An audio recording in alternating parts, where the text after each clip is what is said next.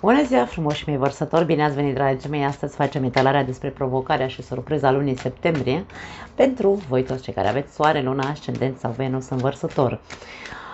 Vă recomand ca întotdeauna să vedeți etalarea unde și voi aveți luna, Venus sau ascendentul pentru a completa cât mai bine această etalare. Începem cu provocarea, să vedem care este ea și cum putem ajuta, bineînțeles, să treceți cu bine peste această provocare, iar apoi vom scoate surpriza. Hai să vedem provocarea lunii septembrie pentru vărsătorii mei frumoși. Să vedem, să vedem. Nu vrea să iasă? Ok, ok. 7 de monede. Interesantă provocare pentru vărsătorii, că nici voi nu stați foarte bine cu răbdarea. Da, ești provocat să fii foarte atent la detalii, să analizezi foarte bine o situație anume din viața ta la care tu ai anumite așteptări. Poate că aștepți niște răspunsuri, niște rezultate și zace așa în tine sau, mă rog, clocotește nerăbdarea în tine, da? Ești provocat să stai calm, șezi blând, îmi vine să zic. Indiferent ce rezultate aștepți, indiferent ce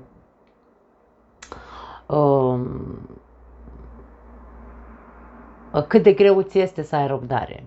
Pentru alții dintre voi, provocarea are de văzut cu așteptările. Ești provocat să nu mai ai așteptări de la nimeni și nici de la viață. Ideea este că e foarte complicat pentru noi ca persoane, ca umanitate, pentru că suntem construiți să ne așteptăm sau să încercăm să vedem, să descoperim cum și să visăm, da?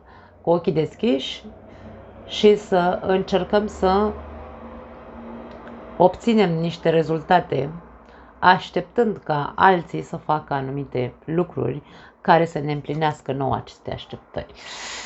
Știu că e foarte complicat, nici eu nu stau foarte bine cu răbdarea, dar e momentul să încercăm să investim în noi, în aceste lucruri care ne lipsesc sau ne costă foarte mult, cum este răbdarea, așteptarea. Aș spune că așteptarea pentru sau așteptările pentru cei care vă regăsiți în această variantă trebuiesc analizate. Da?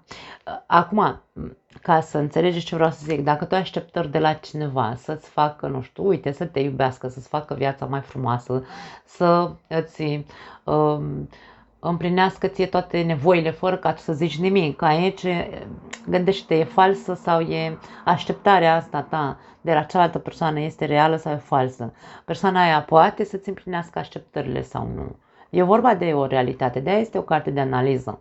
Analizează foarte bine ce așteptări ai, ca să vezi dacă se pot împlini sau nu, să nu te îmbeți cu apă rece. Da. Hai să vedem, e o provocare interesantă, aș spune. Ups, ok. 5 de bâte, prima carte.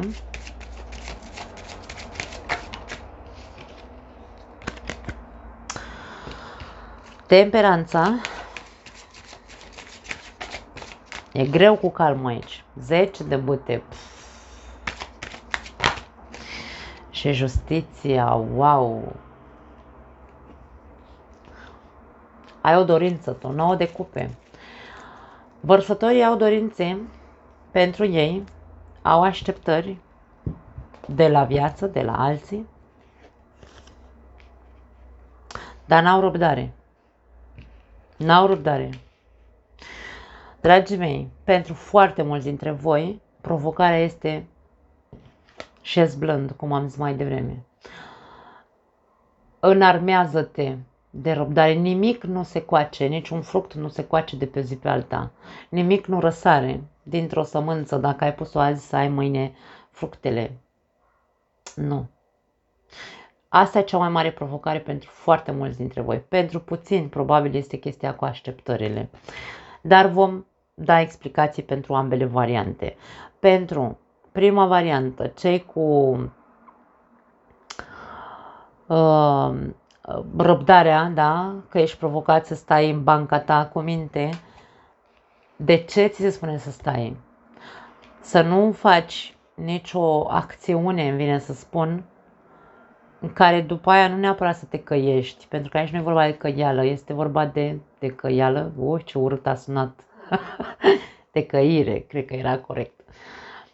E vorba despre a fi just, a fi corect, da? Dacă tu ai o situație, o problemă în viața ta, pe care nu mai ai răbdare să o rezolvi sau nu mai vezi odată că vine și timpul tău să se rezolve problema respectivă, este pentru că în tine există un mare conflict. Tu nu știi, ești foarte stresat în momentul de față, tu nu știi dacă e momentul să iei o decizie, nu știi dacă e momentul să renunți, nu știi dacă e momentul să mai spunem așa, să mai stai în situația respectivă, dacă e mai bine să aștepți, e un mare conflict în tine aici. Liniștea ta nu există, e dată peste cap în totalitate. Liniștea sufletească mă refer, da?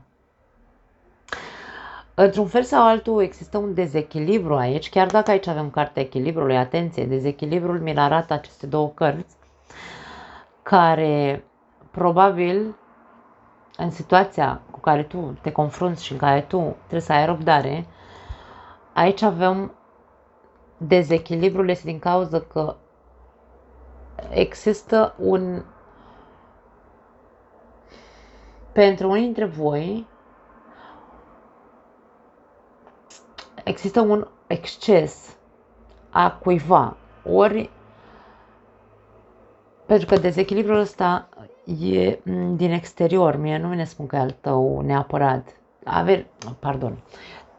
este al tău dezechilibrul, dar nu e din tine, din persoana ta, este din altcineva, cu acțiunile persoanei respective.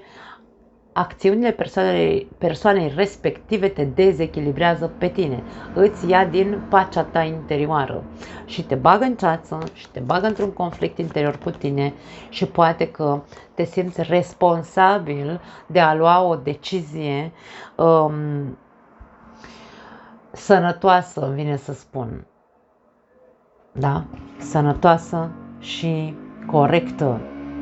Pentru că te confundă într-un fel sau altul acțiunile celelalte persoane care poate face prea mult în momentul de față, dintr-o dată face prea mult, până acum a tras invers de funia asta, da?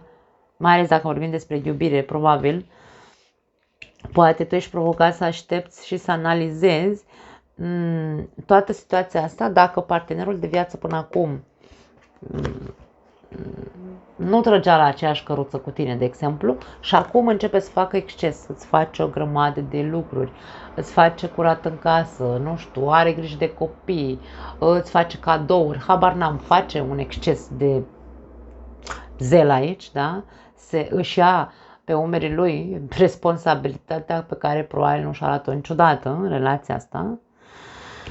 Și pe tine te dă peste cap, pentru că tu ai fi vrut să iei o decizie, tu ai avut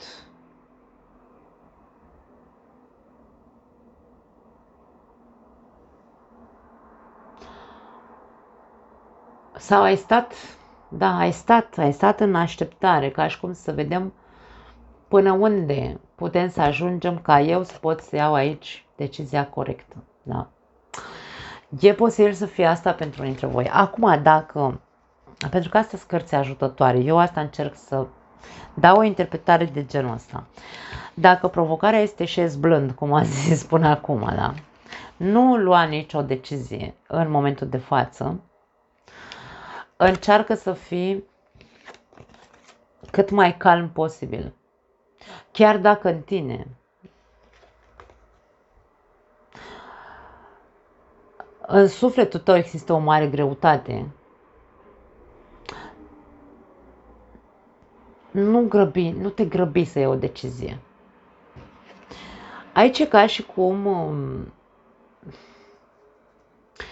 lucrurile se vor clarifica, dar nu acum. În curând îmi vine să spun, da? În curând, tot ceea ce în momentul de față te agită și te stresează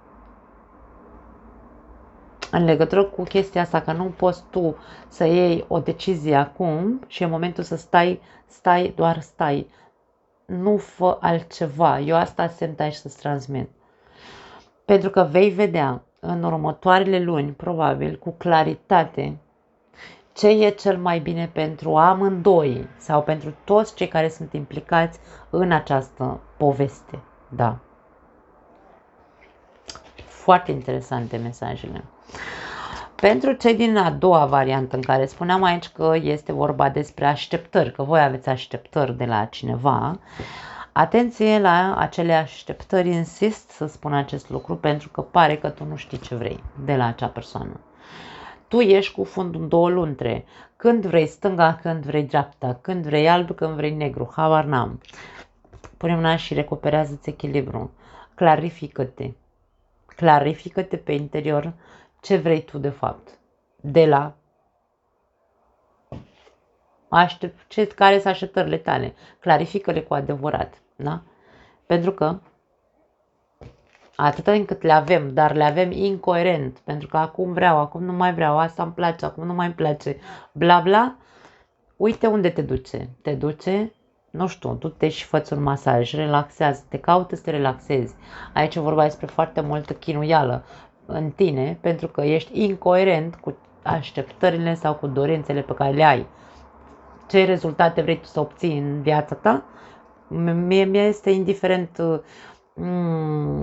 aria vieții despre care vorbim, pentru că tu aici ai o dorință, da?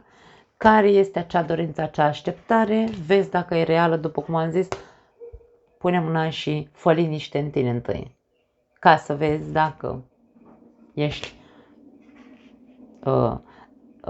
e posibil să ajungi să ai rezultatele rezultatele așteptărilor tale, da?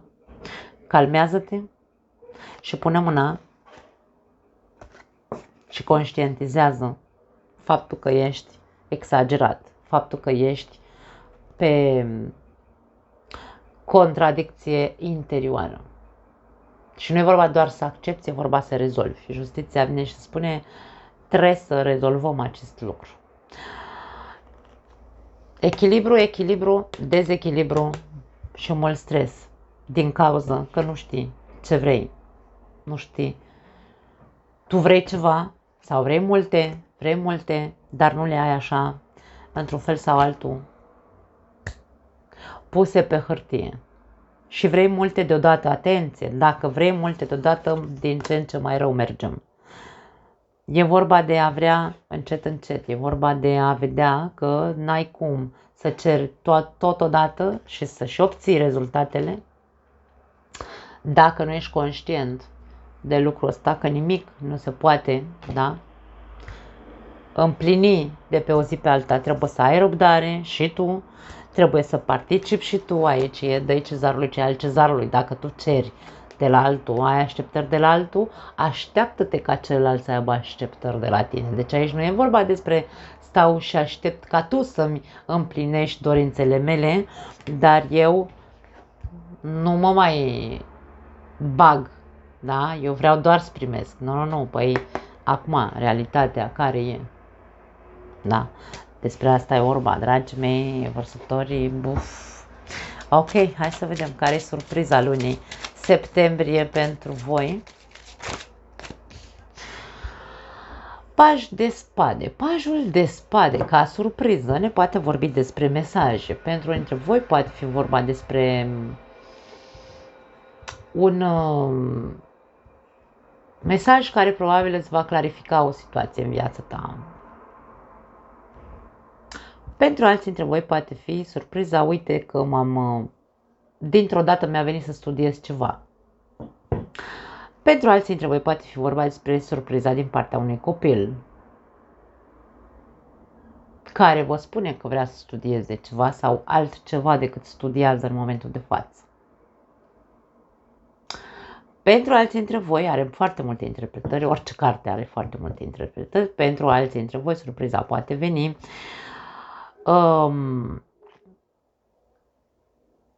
că tu în interiorul tău în această lună te simți că trebuie să fii în gardă.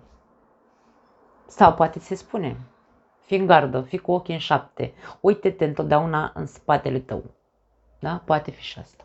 Hai să vedem cu ce vine acompaniată această surpriză, roata norocului. O situație care se repetă. Da, aș spune că se centrează foarte mult pe atenție. Fii atent în urma ta. Hai să vedem. Căzuseră prea multe cărți, nu vreau foarte multe. Mi-aș dori din una în una să sară. Cavaler de cupe. 8 de monede.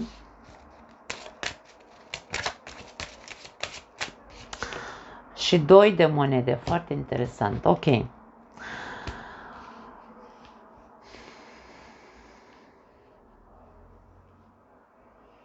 Dacă surpriza este un mesaj sau o conversație, poate fi o conversație clarificatoare cu cineva sau despre ceva anume care până acum nu s-a clarificat, vorbim despre ceva care s-a repetat. E ceva ce poate ați vorbit așa la infinit cu o altă persoană, n-ați putut să rezolvați niciodată.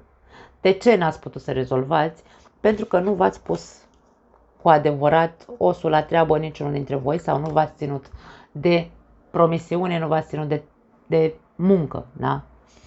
Și aici îmi vine să spun că dacă voi conștientizați că intrați din nou în cercul în care, ok, stai puțin că am un deja vu acum, ca și cum tot spui ție, nu? Am un deja vu. Noi am mai avut conversația asta. De ce am ajuns din nou în același punct? Să vorbim despre același lucru. Eu nu mai vreau.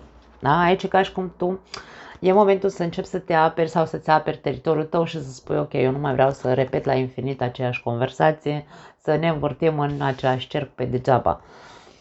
Hai să vorbim pentru ca pe bune să ajungem să rezolvăm aici. Este vorba despre o certă. Mie vine să spun, atenție, nu neapărat empatie, ci inteligență emoțională, îmi vine să spun aici, în combinația asta. Da? Pentru că dacă atunci când suntem conștienți că se repetă o conversație la infinit, dar nu facem, domne, nu ajungem nicăieri, cel mai bine este, sau poate tu te vei simți aici în această energie în care să spui, e momentul să rezolvăm. Hai să fim inteligenți, emoțional, da? Ca să rezolvăm, să ieșim de aici, din roata asta. Și să depunem efortul, domne, nu mai stăm așa să jonglăm, acum facem, acum nu facem, ori facem, ori nu facem. Aici e ca și cum trebuie să ajungem la un pact. Nu mai putem să continuăm așa. Despre asta e vorba, da? Surpriza mie vine să spun că este una foarte bună pentru cei care au intenția să rezolve o problemă. Că este prin mesaje de WhatsApp, nu are importanță. Dar este ceva care conotația este de repetitivitate. Da? Așadar, pentru voi, cei care vreți într-adevăr să rezolvați ceva, eu aș spune că veți ajunge la un pact între cei doi. Aici există două persoane. Nu știu cine e persoana asta, poate fi persoana iubită, poate fi un prieten, oricine, nu are importanță.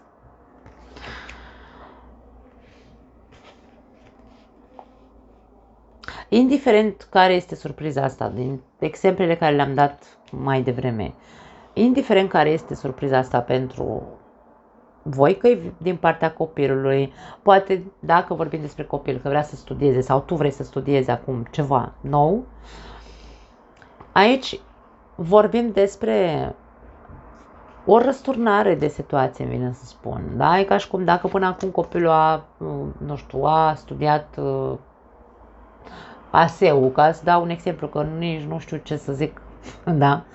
Ei bine, uite, acum dintr-o dată vine și spune, mamă, tată, eu m-am hotărât să fac psihologie. Da? Cupe aici. Și mie vine să spun că deja e înscris la facultate, că na, în luna septembrie încep facultățile, nu? Sau merge cu amândouă facultățile în același timp. Aici vorbim de ori voi, ori copilul, ori, nu știu, cineva, surpriză, surpriză, uite, cineva te anunță că vrea să studieze.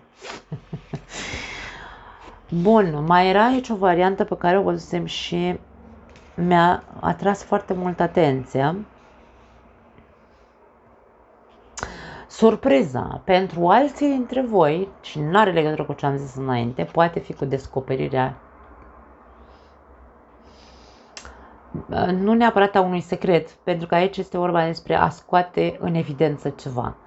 Pașul de spade este singurul care este, hai să spunem, detectiv, pentru că e foarte curios. Ăsta nu se lasă până nu scoate la suprafață adevărul, dacă vrei, pentru că are spada în mână, da? Tu vei descoperi ceva sau vei scoate ceva la suprafață, la iveală, ca să ce? Ca să schimbi o situație din viața ta, o situație care poate avea legătură cu partea emoțională.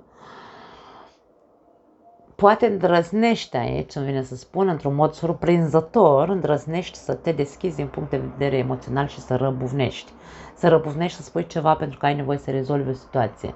Nu mai poți să stai tu, cel care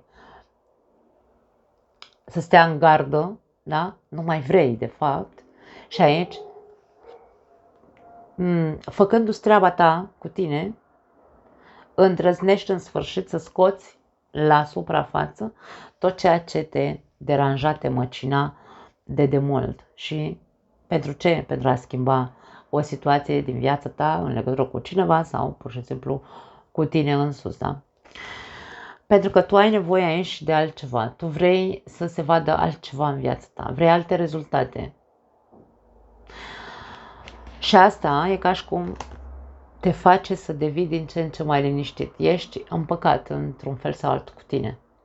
Făcând această, scoțând la suprafață acele lucruri pe care probabil le țineai în tine de foarte mult timp. De un an de zile, cel puțin aici, curat norocului. Și devii din ce în ce mai liniștit și convins, într-un fel sau altul, că a fost cea mai bună